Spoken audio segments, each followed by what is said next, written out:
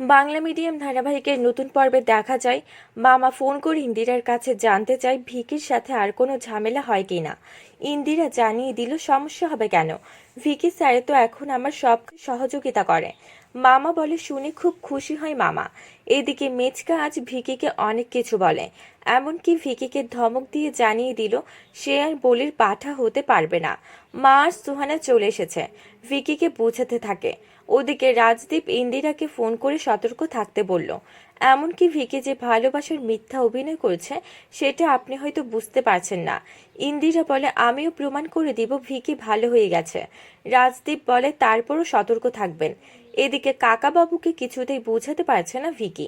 কাকা জানিয়ে দিল এই খেলায় আমি আর নেই, স্কুলটার মালিক তো ভিকি আর সোহানা। কাকিমা বলে তুই কি ইন্দিরাকে ভালোবেসে ফেলেছিস? কাকা বলে ভালোবেসেছে কি রে, ইন্দিরাকে ওই স্কুলের প্রধান চেয়ারেও বসাবে ভিকি। ওদিকে এত রাত হয়ে গেছে দেখে এখনো ভিকি রুমে না আসায় রুম থেকে বেরিয়ে ভিকিকে খুঁজতে এসে দেখে অন্য রুমে অজ্ঞান হয়ে পড়ে আছে।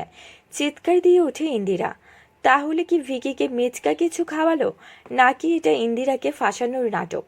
বন্ধুরা, তোমাদের কি মনে হয়? এক্ষুনি একটা লাইক দিয়ে এবং কমেন্ট করে জানিয়ে দাও তোমাদের মতামত। ধন্যবাদ।